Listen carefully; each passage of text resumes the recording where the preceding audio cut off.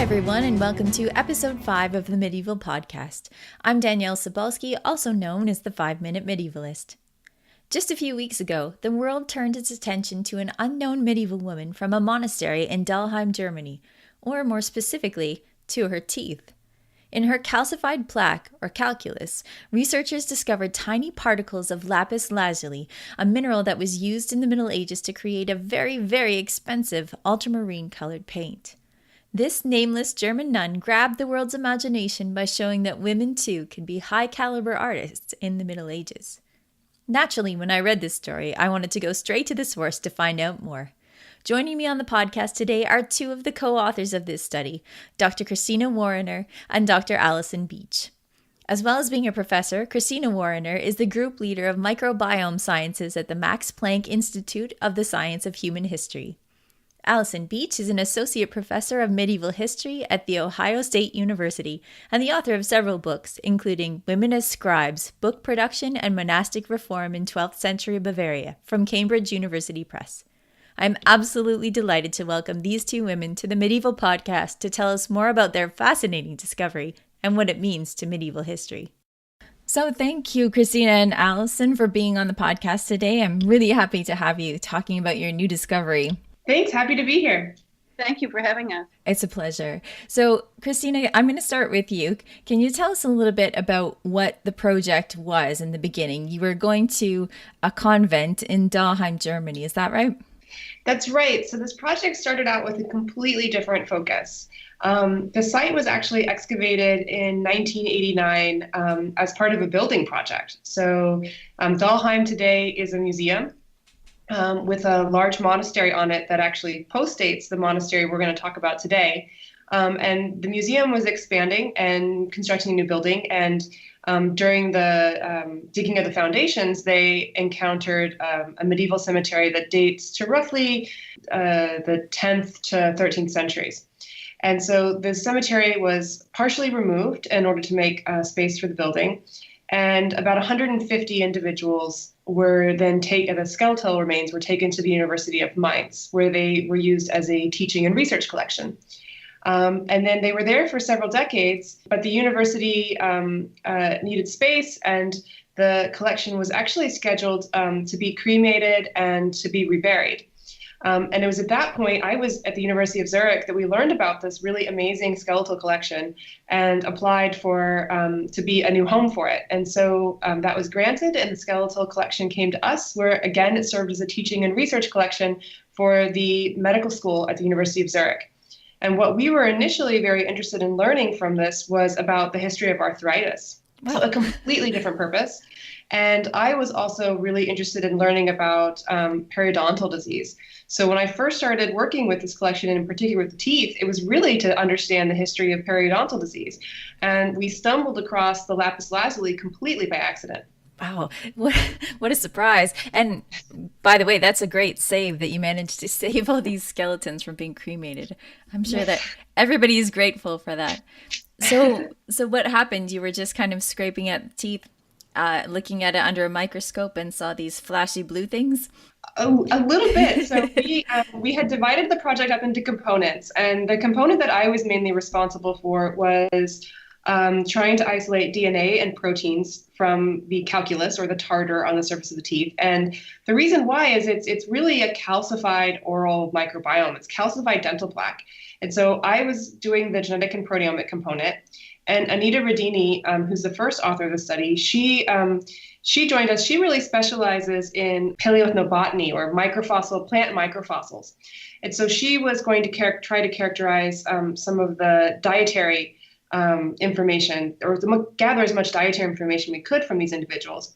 And one way you can do that is plaque, because it's sticky during life, tends to trap lots of bits of food that you might be eating during the day. It also traps things like pollen that's blowing in the air in the spring. And so you can learn a lot about people's diet and also their kind of environmental exposures by looking at starch granules and plant particles and pollen that becomes entrapped in calculus. So that's what she was doing. So I had taken part of the calculus and had extracted DNA and proteins, and she was taking the other part of the calculus and looking for starch granules and other things. And so she had done this on a number of individuals, and she had identified what she expected. She found wheat starches, and a variety of other kind of food remains. But then she came to one of the individuals, which was B78, and she called me and said, I don't know what is happening, but this person has their calculus is full of blue particles. And I thought she must be exaggerating. They must be like some sort of vaguely blue, grayish material. But she sent me photographs, and I was absolutely blown away. They were bright blue, unmistakable, and unlike anything we had ever seen before. So we knew we'd found something really special, but we had absolutely no idea what it was. And because also our work had been so situated in terms of like health studies, we realized we were really out of our depth in terms of understanding the medieval historical context of this cemetery. And we needed to really reach out for help. And that's how we ultimately ended up meeting and working with Alison. So, Alison, you must have got a phone call and email saying, we're looking at teeth and we found some weird blue stuff in it. So what were you thinking when you got this call? Oh, well, they sent me an email, and I was walking around in Cologne. I live in Germany part of the year, and I got an email from people I'd never heard of before talking about dental calculus. And my first reaction was, ew, that's gross. Why are you contacting me? And then I realized talking about lapis lazuli in teeth, and my first thought, which I believe they had already had, was she must have been doing something with book production, something to do with painting and pigments. So I was immediately excited, and I emailed them right away back and said, this is incredibly exciting. I've tried to find the email. I can't find it.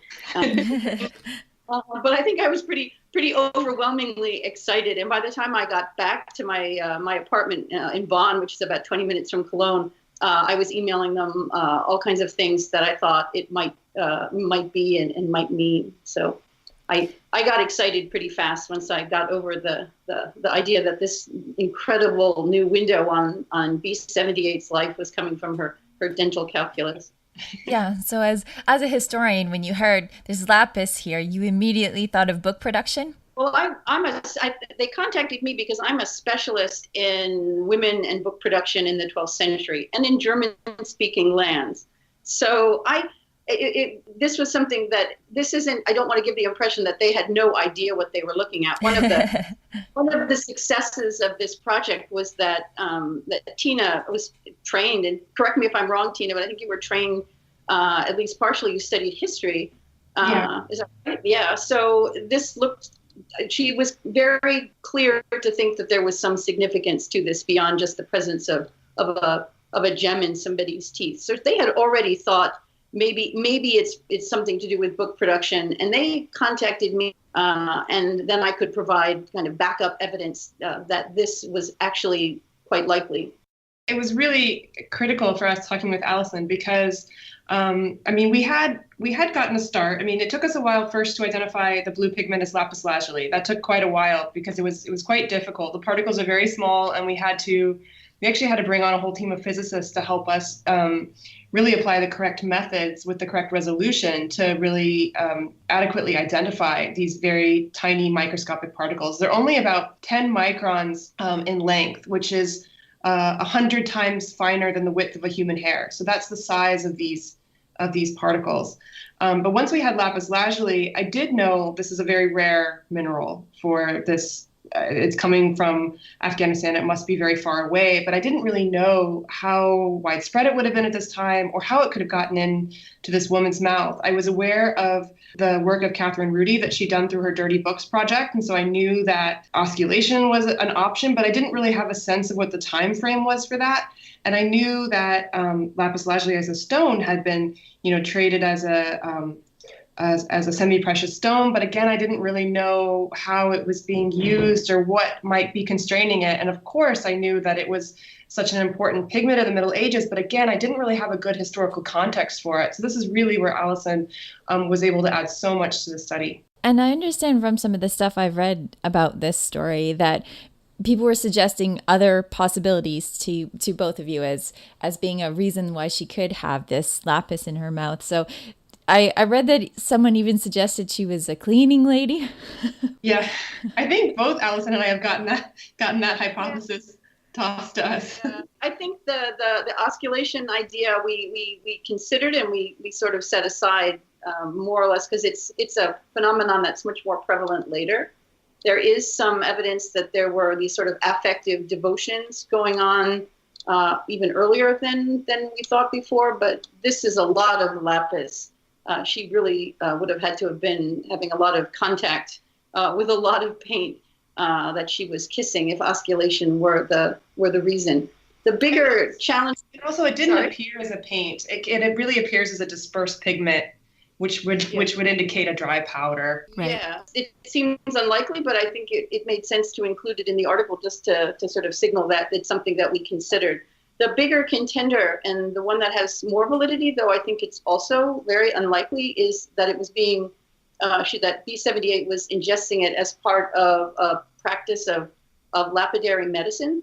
From what I've heard from Anita, it would be this is a lot of Lapus over many, many years. And the thought of that having sort of deposited in her dental calculus, you'd have to be consuming an awful lot of Lapus Lazuli.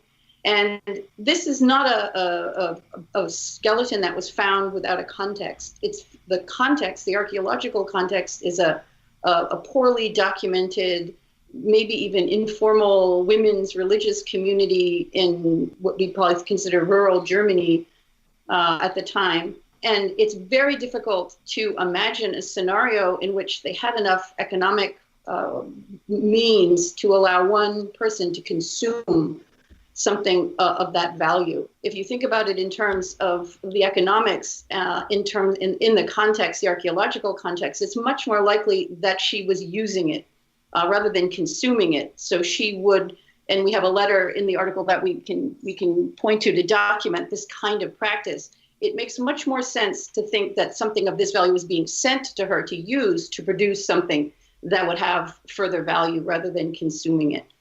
So I think there are lots of other science-related reasons why pigment in the teeth suggests that it's something to do with painting. But I think just on economic grounds, it doesn't make as much sense as book production does.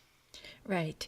And as I understand it, the particles are so fine, you wouldn't really need them to be that fine if you're ingesting them as well. Is that right? True. Yeah, they could have been more coarsely ground. Mm-hmm. So, Tina, I think the medical, and I don't know as much about the medical treatises, obviously, as the medical history community does, but I think they ingested ground lapis. That was ground stone, and that's not what we're dealing with. We're dealing with a pigment. Exactly. The earliest recipes I could find for medical consumption is just ground stone. It's not a refined mineral. For people who haven't read the article, how did the pigment get into her mouth? Well, the scenario that we think is the most likely is that she was a painter and was using it to paint. And I think there's kind of two ways that as a painter could come into her mouth. One is this refined lapis lazuli pigment is so fine that it really produces dust very easily. So when handling the powder and mixing it to make the paint, it could easily be inhaled to a small degree. I think that's very likely. And the other thing is that when you're doing fine work, you need to make the point of your brush very fine. And one way that is actually attested to in medieval artist manuals is to basically use the lips to shape the brush. So you can and this is something that's done by artists today, right? You can shape the tip of the brush with your lips to create a fine point. And if you're doing that over and over again as you're painting, you will progressively introduce the lapis lazuli pigment into your mouth as you're doing this fine work with this pigment. So I think a combination of those two are very likely. So this pigment would be used to make ultramarine, which is that very bright blue. And Alison, what kind of things would you be painting in ultramarine at this time? Almost certainly liturgical books. So the sort of fine and beautiful manuscripts that would have been used for the public worship of either a monastery. Unlikely that Dalheim would have had such beautiful books. But maybe they were making them for either a bigger church nearby or a larger monastery, a men's monastery, we don't know. But almost certainly something of display value. So when you think about medieval books, you might picture the first letter of a line with beautiful decoration, something along those lines. So something very, very high quality, sort of top of the line deluxe manuscripts. It's not a beginner. You wouldn't give a beginner in book painting material like this. It's just too valuable. Right. And ultramarine was used a lot for pictures of the Virgin Mary, especially, wasn't it? I think that, and I'm no expert on pictures of the Virgin Mary, but her cloak is done in ultramarine later on. This is I believe this is an earlier period before that is so common. Ultramarine was used for these fancy manuscripts because of its real difficulty in getting to Europe. Is that correct? I could just say really quickly, just from a materials perspective, one thing that's quite special about it is it's extremely stable. So it's a pigment with real lasting potential. So many of the other blues are actually unstable and will fade or change in color over time, but ultramarine blue does not. And that's one of the things that on a material level made it very valuable. And then I think Alison can speak more to its cultural value. Yeah, blue had the same kind of prestige as a color as gold. Because of its value. So just to give you some idea of the sort of level of the books that she would have been producing or whatever she was painting and her level of skill, this is the highest quality paint that there is. I think what people have found very revolutionary about this is that people don't seem to imagine that women had the training or the skill or were regularly producing books like this. So what would you say to that, Alison? Well, that topic caused quite a stir on social media after the article was released, because a number of us, I could name a whole bunch of us, Felice Lifshitz, who's cited in the article, is one, Jeffrey Hamburger, not many, but there are a number of medieval historians and art historians who have been trying to find female scribes. I would say when I started is about 25 years ago. And we know, and we thought, and I think many people in the field do know that women copied books, but certainly not everybody in the field is aware of that. And it's very difficult to get people to consider when they're holding a book that it could perhaps have been either copied by women, owned by women, used by women. It's a tough a priori assumption to shift. So there's a kind of public awareness that we saw. The media reaction was, oh, wow, women copy books. I didn't know that. And then within the field of medieval history, a bit of, well, yeah, although we know they copied books. But the fact is we may know they copied books within the field, but we don't have all that much evidence for it. And this is certainly an exciting new way of looking for female scribes and book producers than we've had before. So. But there aren't many named scribes. There aren't many named book painters. So anytime we have an individual that we can hold up and say this person was producing manuscripts in the 12th century or the late 11th century, that's a big thing for those of us who've spent most of our careers looking for female scribes. I think that's very true. I think there is an acceptance in the field that women were involved in this. But again, as you say, actually proving that with physical evidence is a difficult thing to do. Proving it is sometimes very difficult. But the day the article was released, I was having an extended conversation with a colleague by email about something that this colleague was working on. And the colleague, who remained nameless, was not. I had to try to convince this person that this really was a book that was owned by the women at a monastery called Admont, actually where I am right now. And that's sometimes really tough to do. It's still even within the field, it's still sometimes a bit of a struggle to get women into the picture when considering the context of book production. Yeah, absolutely. I think it's a bit of an uphill struggle in a lot of respects. Is it rare to find pigments in teeth? Have we seen this before, or is this just kind of revolutionary in itself to find pigment in calculus? We hadn't found it before, but in retrospect, I think there's a couple of reasons for that. So one is, and several people have asked me this, they asked, is it just blue pigment in her teeth, or were there other pigments? Is it unusual to only find blue? And the answer is there were actually other colored particles within her calculus. The problem, however, is that for colors like black and red and yellow, the artist materials tended to use pigments that were like earth pigments, which are very widely dispersed in soils. And so it's really difficult for us to, if we find like a microscopic piece of carbon, for example, to say, was this lamp black paint? Or was this introduced environmentally through fire exposure? So it's really difficult to distinguish that. And the same with some of these red and yellow earths, these kind of ochres. It is possible that through burial and contact with soil that you could get some trace contamination on it. And so it becomes very difficult to distinguish. What made lapis lazuli so special and really alerted to us the fact this was a pigment is that it is not found in soils. It is a mineral that's found very rarely deep in the earth, and it must be mined. And so we knew right away this couldn't possibly be a contaminant, not from the soil at least. And we did extensive testing showing that it was really emerging from deep within the layers of calculus. So it was not on the surface. It was really quite deep inside. So we did a lot of work to show this. And so in that case, it was a much easier process of showing that this was lapis lazuli as a pigment, and it was not coming from the burial environment. Now that we know that pigments can become incorporated, this gives us a way to kind of rethink some of these other colored particles, which might also be paints, but we just hadn't been thinking about them in that way. The other thing to think about too, and this is something we discovered, and really I have to give Anita Rodini credit for this because it's only because she was so conscientious that we made this discovery at all. And that is when we work with calculus, it's a calcified material. And all of the interesting things we want to see, like the pollen and the starch and all the other things, are really deeply embedded within it. It's almost like a cement. And so to get them out, you have to break up the calculus. And the way this has been developed in our field is to use a weak acid. And this slowly dissolves the mineral and then releases all the things that are inside that we want to study. Now, the problem with this is that when we first applied this, Anita set it up like we would normally do. But thankfully, she actually sat at the microscope and watched the process. And it was during that watching that she saw the blue pigments come out. By morning, all of the blue was gone. And the reason is that many artist pigments are unstable in the presence of acid. And so they lose their color.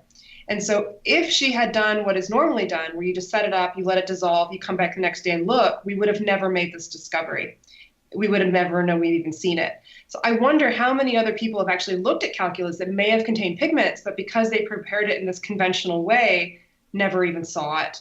So we were really lucky that she really sat there at the microscope and watched and noticed it, and then noticed the color change.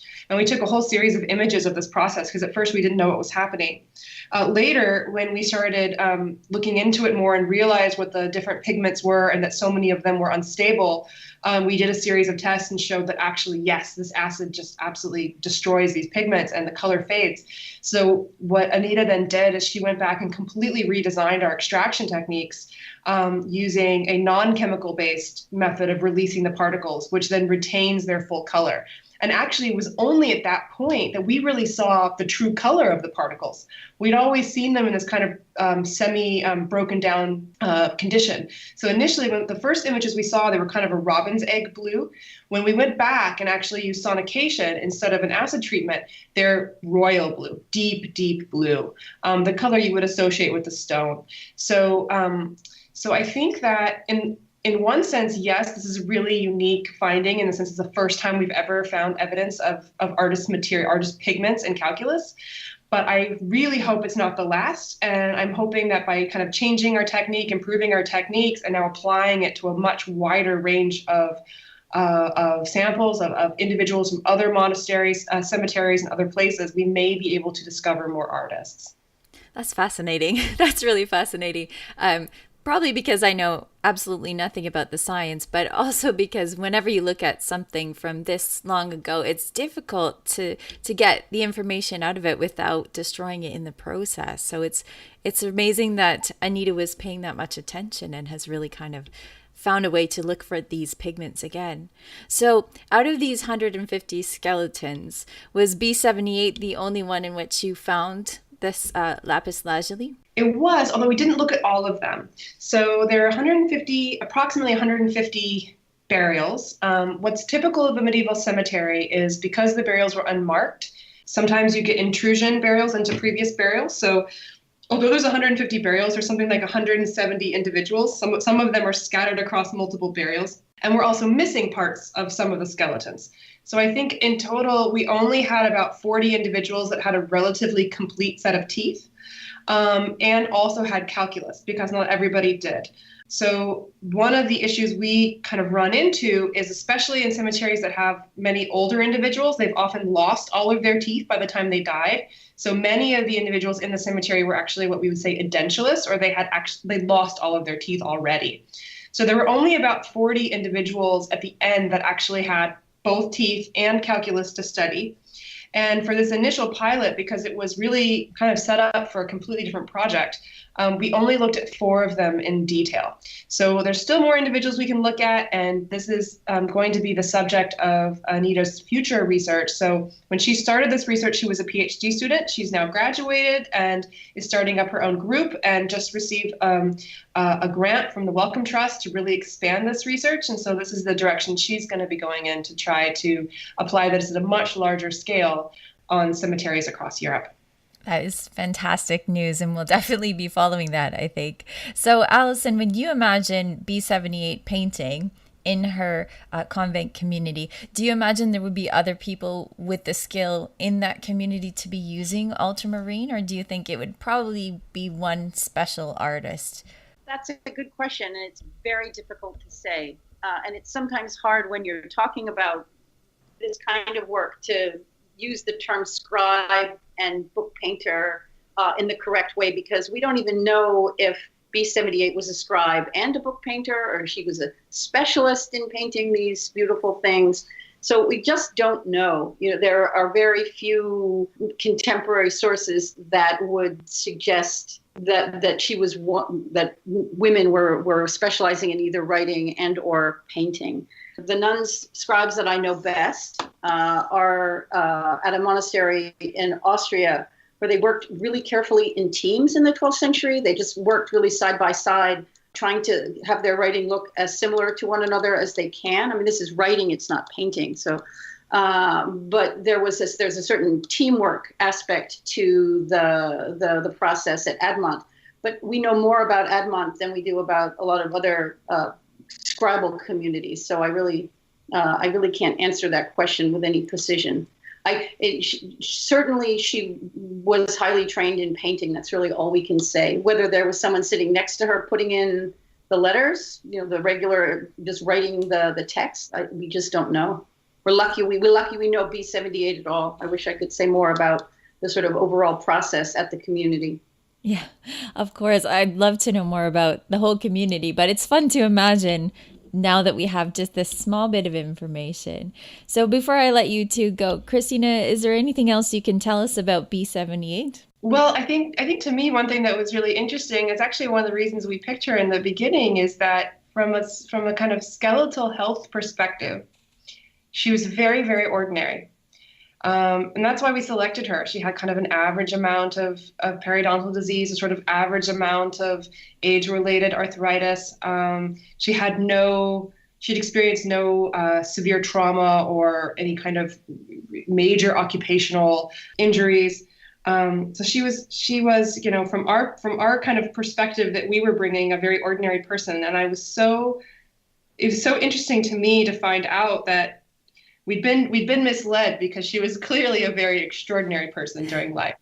When you're speaking about her and her ordinariness, again, that spoke to me about how exciting it is, because you picture someone just having an ordinary life, and there is so much more to it than that. And that's why I love the Middle Ages, because these people are just the most amazing people, just like us. Mm-hmm. And I'm excited about how, by applying different techniques and kind of keeping our eyes open, we have this opportunity to find new ways of knowing about the past. And that's something I find really exciting.